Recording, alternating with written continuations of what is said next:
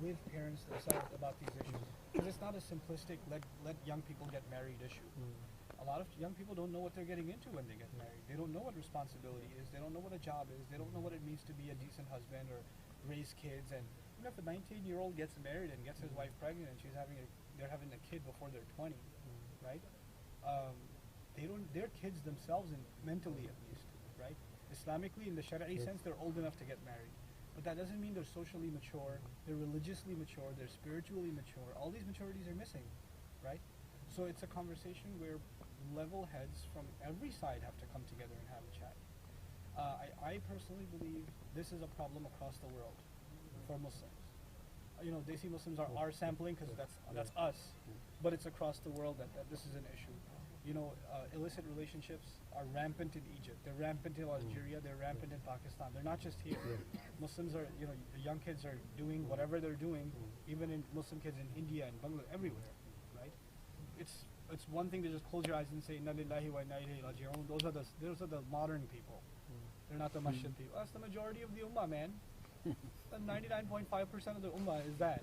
So if you just say, Inna lillahi wa inna ilayhi raji'un, then what's left? You know what I'm saying?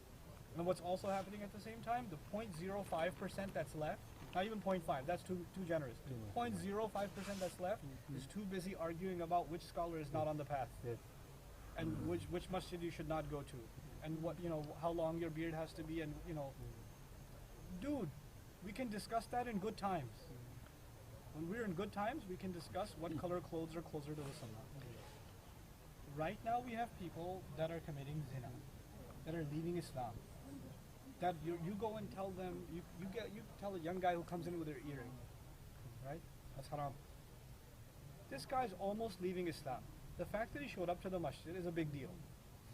So in his mind, it's not just halal or haram, it's like earring or Islam. What should I pick? Well, I kind of like my earring. You know what I'm saying? Like there's a missing sense of proportion in our religion of the catastrophe that's hitting the ummah. It's high time that all across, I don't care what denomination, ideology, I don't care what people come from, religious leadership has to ring the bell and say, look guys, we need to sit down and sort some things out. The biggest crisis of the ummah is not political, it's not economic, it's not sociological. Biggest problem of the ummah is family. Biggest problem. Father can't talk to son, mother can't talk to daughter, husband can't talk to wife, young man can't talk to his dad and tell him, look, I need to get married, or I'm in a relationship, how do I get out? How many of our boys have girlfriends and they can't, I love her, I can't help myself, what am I supposed to do with all these feelings, etc., and I can't talk to my parents because they say it's haram, and they'll say I can't get married. Well, who am I supposed to talk to then? They're just going to go crazy, and eventually you have to give something up. If you have these kinds of pulls, your parents are pulling at you, your religion's pulling at you, your hormones are pulling at you, the girl is pulling at you, everything's pulling at you, right? Eventually you have to say enough. I'm going to have to let something go. So what do most kids let go? Parents, religion, they hold on to the girl. And then when problems occur, then they let her go too. And then now they're by themselves and they're away from the masjid because they're depressed. And they're just, a lot of people are like that. No one, just to take that a stage further, because I was just discussing this with him. I've got kids we send to the madrasa, they're like under 16, a little under control. But after 16, So you think? Well, still there has to be obviously the constant. Yeah, because 12-year-old kids talk to each other, and what they talk about, we should know. Yes, agreed. Yeah. But the point is that in this country, especially after 16, they've got nowhere to go. Yeah. How do we attract them to the mosque? You guys have to have the most killer youth programs. You should have the most amazing, teens should want to be at the masjid because it's the most fun place to be. They should want to be there. It's the most amazing place. How do we make it a fun place? Well, I don't know the culture here, but here's what we did in our masjid. I used to be a youth director at a masjid. They put me in charge of a Sunday school. I told them it's a bad idea because elders are gonna hate me if you guys give me this job. They said, we trust you, whatever, go ahead. I eliminated all the textbooks from Sunday school. There was not a single lesson of Islamiyat taught in Sunday school to teenagers in my program. All we did, it was in New York, in Long Island, all we did every week, let's go to the beach. Fajr time, let's pray Fajr and go to the beach.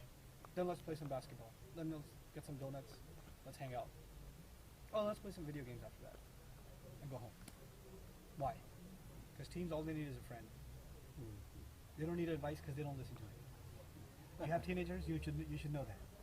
There were teenagers sitting in this program, they didn't listen to a word I said. Not last night, not now. And that's okay, because they're teenagers. It's all right. We have to know who they are.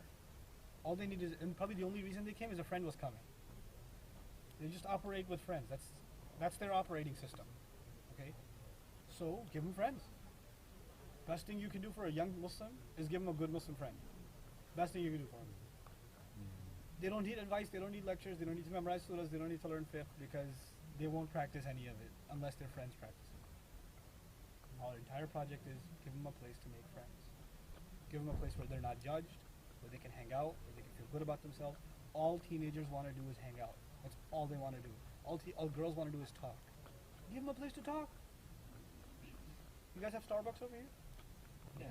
Okay. Coffee shops, yeah. We're just, I mean, our girls, they need a place to just sit and chat. Give them a place to chat in the masjid or close to the masjid. A halal space where they feel comfortable and they can just hang out. Because if we don't give them that, they'll find that online. They'll find that somewhere else. They'll just find it, right? So what we did in our masjid is I taught this huge Arabic class and we raised tons and tons of money just from that class. And our first investment, we put professional basketball hoops and night lights at the masjid. And every single night, guys are getting together, barbecuing, playing ball, coming to third, fourth rak'ah in the jama'ah. Elders are yelling at, hey, salat started, go inside. These are the guys that were at the club last night. Yeah. I don't mind if they join the fourth rak'ah. I don't mind. At least they're here. Even if he doesn't come in for salat. Dude, he's within like 100 feet of the masjid. That's a big deal. It is. This guy didn't even know that there's such a thing called masjid. He doesn't even, a Muslim kid doesn't even know that, right? We have to create, like, part of our investment needs to be, what are youth into? When we become religious, we stay in our religious cocoon. We Yeah. forget the rest of the ummah. That's correct. And how they're suffering. And this is what we. It has to change. And plus the other thing is, look at the prophets, right? Alayhi salatu wasalam. Salih alayhi salam, good example. He would go to the business places of people, where the sinners are. He'd go to where the sinners are to go talk to them. Right? We, religious folks, will never be seen near city center, near the club scene, near the party. Why? Because that's haram, astaghfirullah al-azim, right? You don't deal with those people. You have family members that are liberals, you don't even hang out with them, don't even talk to them. Because they're too liberal. We have to hang out with our own kind.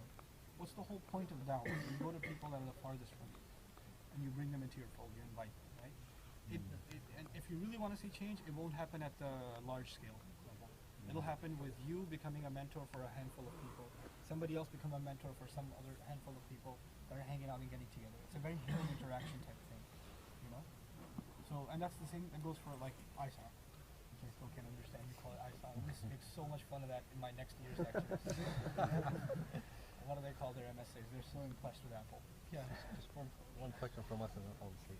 We have a good sized mosque in West London, in Harrow. Okay, now the thing is, if we need to invite You don't need to invite. what's the process? You One or two totally talk. don't need to invite. Just to attract the youth as well. I'm not coming. Had enough already. Had enough. No, it's look, guys. I can't preach something and not practice it myself, right? One of the main messages myself and Sheikh Abdul Nasser try to deliver is family first, right? Of course. So me leaving home and traveling this far away from family will happen. If it'll happen once a year. Oh, I That's see. it. That's a cap for me. You know, so I'm thinking about, and even that's a struggle, right? So I'm gonna try to convince my family to maybe do like every December, maybe make a trip to Europe, whether it be UK or somewhere else, Sure. but once a year. That's all I can afford to do. And even that, I'm hoping next time I can convince my entire family to come, Come with you. so that I'm with the kids and stuff. Yes. People, and alhamdulillah, because of the internet and things like that, you guys know a lot more of me before I even got here, Yes. right? So Yes. it's so alhamdulillah that there's that facility. But yeah, a lot of people ask about different masjids and stuff. I just can't. Not more often though. But is me and Abdul Nasser. There's two guys that travel. Abdul Nasser, I'm hoping, comes in the middle of every year, so maybe like May, June-ish. Possibly, yes. Possibly. I'll announce that tomorrow officially, but it's a possibility. And I'm thinking of making Bayina, like me coming like at the end of every year, I think a regular thing. So we're hoping to make that like a regular schedule, inshallah, so that people know when to expect us to, you know. We can't give more than that because our hands are tied over there, you know. Nouman, do you still run your 10-day courses in the I US? don't anymore. I trained. I'm in the middle of finishing training for 3 of my students, and they started running them. And by the end of this year, I'll probably have 3 more and a couple of sisters too that can run them. I actually want to create an army of students that can teach that 10-day course. Good, good. Inshallah. And when will you upload your daughter's videos?